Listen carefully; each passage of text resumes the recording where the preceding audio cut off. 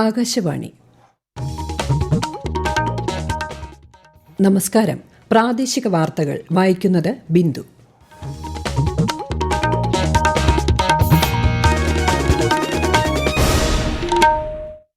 പ്രധാന വാർത്തകൾ. പൊന്നമ്പലമേട്ടിൽ മകരജ്യോതി തെളിയാൻ നിമിഷങ്ങൾ മാത്രം. ശബരിമല സന്നിധാനം ശരണമന്ത്രങ്ങളാൽ മുഖരിതം. ഗുണനിലവാരമുള്ള ഉന്നത വിദ്യാഭ്യാസം എല്ലാവർക്കും പ്രാപ്തമാക്കുക ലക്ഷ്യമെന്ന് മുഖ്യമന്ത്രി പിണറായി വിജയൻ. മുണ്ടക്കൈ ചൂരൽമല ഉരുൾപൊട്ടലിൽ കാണാതായവരെ മരണപ്പെട്ടവരായി കണക്കാക്കാൻ സർക്കാർ തീരുമാനം. ഭക്ഷ്യസുരക്ഷാ വകുപ്പിന്റെ അത്യാധുനിക മൈക്രോ ബയോളജി ലാബ് മന്ത്രി വീണ ജോർജ് നാളെ ഉദ്ഘാടനം ചെയ്യും. ISL ഫുട്ബോളിൽ ഇന്ന് നോർത്ത് ഈസ്റ്റ് യുണൈറ്റഡ് ഗോവയെ നേരിടും. വാർത്തകൾ വിശദമായി. പൊന്നമ്പലമേട്ടിൽ മകരജ്യോതി തെളിയാൻ നിമിഷങ്ങൾ മാത്രം. ശബരിമല സന്നിധാനവും പരിസര പ്രദേശങ്ങളും ശരണം വിളികളാൽ മുഖരിതമാണ്. മകരവിളക്ക് ദർശന സുകൃതം നേടാൻ കാത്തിരിക്കുകയാണ് തീർത്ഥാടക ലക്ഷങ്ങൾ.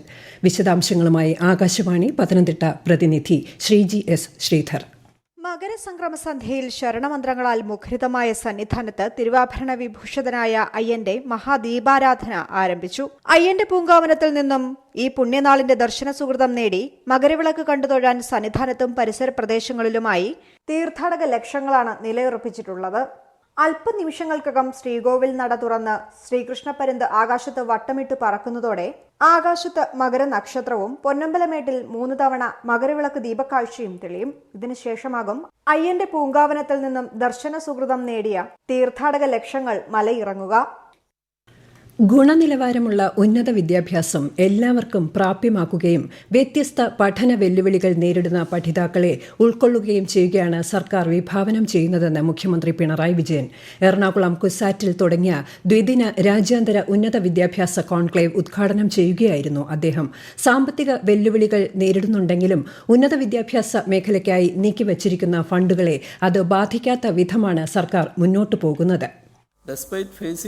Financial challenges, the state government has consistently ensured that funds earmarked for the higher education sector are protected. The plan fund has been enhanced, and in the previous financial year alone, 10 universities affiliated with the Department of Higher Education in Kerala received 1,830 crores. For other education institutions, approximately 3,000 crores was allocated for various initiatives.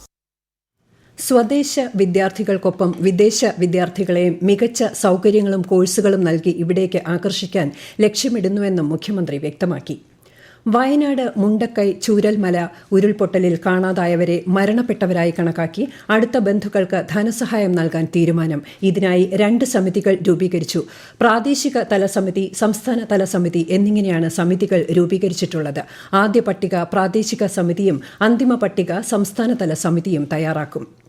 15ാം Kerala നിയമസഭയുടെ 13ാം സമ്മേളനത്തിന് വെള്ളിയാഴ്ച തുടക്കമാകും. ഗവർണറുടെ നയപ്രഖ്യാപനത്തോടെയായിരിക്കും തുടക്കം. സമ്മേളനത്തിന്റെ ആദ്യഘട്ടം ഈ മാസം 23-ന് സമാപിക്കും. സമ്മേളനം സംബന്ധിച്ച കാര്യങ്ങൾ വിശദീകരിക്കാൻ സ്പീക്കർ AN ഷംസീർ നാളെ വാർത്താ സമ്മേളനം വിളിച്ചു ചേർത്തിട്ടുണ്ട്. സംസ്ഥാന ഭക്ഷ്യസുരക്ഷാ വകുപ്പ് തിരുവനന്തപുരത്ത് സജ്ജമാക്കിയ മൈക്രോബയോളജി ലാബ് നാളെ മന്ത്രി വീണ ജോർജ് ഉദ്ഘാടനം ചെയ്യും. ഗവൺമെന്റ് അനലിറ്റിക്സ് ലബോറട്ടറിയിലാണ് ആധുനിക സൌകര്യങ്ങളോട് കൂടിയ മൈക്രോബയോളജി ലാബ് സജ്ജീകരിച്ചിരിക്കുന്നത്. സംസ്ഥാനത്തെ ഭക്ഷ്യസുരക്ഷാ വകുപ്പിന് കീഴിലെ 3ാമത്തെ മൈക്രോബയോളജി ലാബാണ് സജ്ജമായതെന്ന് ആരോഗ്യമന്ത്രി വ്യക്തമാക്കി. എറണാകുളം, കോഴിക്കോട് ജില്ലകളിലെ റീജിയണൽ അനലിറ്റിക്കൽ ലാബുകളിലെ മൈക്രോബയോളജി ലാബുകൾക്ക് പുറമെയാണ് തിരുവനന്തപുരത്തും ലാബ് സജ്ജമാക്കിയത്. ഈ വാർത്തകൾ ആകാശവാണിയിൽ നിന്ന്. ആകാശവാണി വാർത്തകളും വാർത്താധിഷ്ഠിത പരിപാടികളും all India radio news Thiruvananthapuram YouTube ചാനലിലും all India radio news Thiruvananthapuram Facebook പേജിലും AR News_ തിരുവനന്തപുരം ഇൻസ്റ്റഗ്രാം അക്കൌണ്ടിലും AR News_TVM X ഹാൻഡിലും ലഭ്യമാണ്. 2023 സംസ്ഥാനത്തെ ഏറ്റവും മികച്ച പോലീസ് സ്റ്റേഷനുള്ള മുഖ്യമന്ത്രിയുടെ പുരസ്കാരം കണ്ണൂർ സിറ്റിയിലെ തലശ്ശേരി പോലീസ് സ്റ്റേഷന്. 2ാം സ്ഥാനം കൊച്ചി സിറ്റിയിലെ മട്ടാഞ്ചേരി പോലീസ് സ്റ്റേഷനും 3ാം സ്ഥാനം ആലപ്പുഴയിലെ പുന്നപ്ര പോലീസ് സ്റ്റേഷനും പാലക്കാട് ടൗൺ നോർത്ത് പോലീസ് സ്റ്റേഷനും പങ്കിട്ടു. ക്രമസമാധാന വിഭാഗം ADGPയുടെ അധ്യക്ഷതയിലുള്ള സ്ക്രീനിംഗ് കമ്മിറ്റിയാണ് തെരഞ്ഞെടുപ്പ് നടത്തിയത്. പത്തനംതിട്ടയിൽ വിദ്യാർത്ഥിനിയെ നിരന്തര ലൈംഗിക പീഡനത്തിനിരയാക്കിയ സംഭവത്തിൽ ഇന്ന് 2 അറസ്റ്റ് കൂടി. ഇതുവരെ 29 കേസുകളിലായി 44 പ്രതികളാണ് അറസ്റ്റിലായത്. നിലവിൽ ഇലവുംതിട്ട, പത്തനംതിട്ട, പന്തളം, മലയാലപ്പുഴ എന്നീ പോലീസ് സ്റ്റേഷനുകളിലാണ് കേസുകളുള്ളത്. അഭിനേത്രി ഹണി റോസിനെ അധിക്ഷേപിച്ചെന്ന കേസിൽ വ്യവസായി ബോബി ചെമ്മണ്ണൂരിന് ഹൈക്കോടതി ജാമ്യം അനുവദിച്ചു. ബോബി ചെമ്മണ്ണൂരിന്റെ പരാമർശത്തിൽ ദ്വയാർത്ഥം ഇല്ല എന്ന് പറയാനാകില്ലെന്ന് ഹൈക്കോടതി ചൂണ്ടിക്കാട്ടി. ഉപാധികളോടെയാണ് ജാമ്യം അനുവദിച്ചിരിക്കുന്നത്. 2024 എഴുത്തച്ഛൻ പുരസ്കാരം NS മാധവന് മുഖ്യമന്ത്രി പിണറായി വിജയൻ മറ്റന്നാൾ തിരുവനന്തപുരത്ത് സമ്മാനിക്കും. പരിപാടിയിൽ സാംസ്കാരിക വകുപ്പ് മന്ത്രി സജി ചെറിയാൻ അധ്യക്ഷത വഹിക്കും. ഇന്ത്യൻ സൂപ്പർ ലീഗ് ഫുട്ബോളിൽ ഇന്ന് നോർത്ത് ഈസ്റ്റ് യുണൈറ്റഡ് FC ഗോവയെ നേരിടും. ഗുവാഹത്തി ഇന്ദിരാഗാന്ധി അത്ലറ്റിക്സ് സ്റ്റേഡിയത്തിൽ രാത്രി 7:30 മത്സരം. രാജ്യത്തെ ഓഹരി വിപണികളിൽ നേട്ടം. ബോംബെ ഓഹരി സൂചിക സെൻസെക്സ് 169 പോയിന്റ് ഉയർന്ന് 76,499-ലും ദേശീയ ഓഹരി സൂചിക നിഫ്റ്റി 90 പോയിന്റ് നേട്ടത്തിൽ 23,176-ലും വ്യാപാരം അവസാനിപ്പിച്ചു. സ്വർണ്ണവില കുറഞ്ഞു. ഗ്രാമിന് 10 രൂപ കുറഞ്ഞ് 7,330 രൂപയും പവന് 80 രൂപ കുറഞ്ഞ് 58,640 രൂപയുമായി. റഷ്യൻ സൈന്യത്തിനൊപ്പം പ്രവർത്തിച്ചിരുന്ന തൃശൂർ കുട്ടനെല്ലൂർ സ്വദേശി ബിനിൽ മരണപ്പെട്ടുവെന്ന് വിദേശകാര്യ മന്ത്രാലയം സ്ഥിരീകരിച്ചു. മൃതദേഹം വേഗത്തിൽ നാട്ടിലെത്തിക്കുന്നതിനുള്ള നടപടികൾ ഇന്ത്യൻ എംബസിയുമായി ബന്ധപ്പെട്ട് നോർക്ക ഏകോപിപ്പിക്കും. സംസ്ഥാനത്ത് വിവിധ ഇടങ്ങളിൽ ഇടിമിന്നലോട് കൂടിയ മഴയ്ക്ക് സാധ്യത. തിരുവനന്തപുരം, കൊല്ലം, പത്തനംതിട്ട ജില്ലകൾക്ക് കേന്ദ്ര കാലാവസ്ഥാ വകുപ്പ് മഞ്ഞ ജാഗ്രതാ നിർദ്ദേശം നൽകി.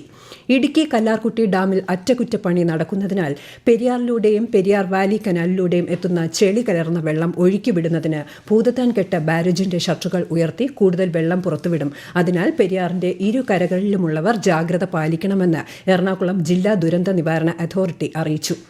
സംസ്ഥാന യുവജന കമ്മീഷന്റെ ആഭിമുഖ്യത്തിൽ സംഘടിപ്പിക്കുന്ന ദേശീയ യുവജന ദിനാഘോഷം നാളെ മന്ത്രി സജി ചെറിയാൻ ഉദ്ഘാടനം ചെയ്യും.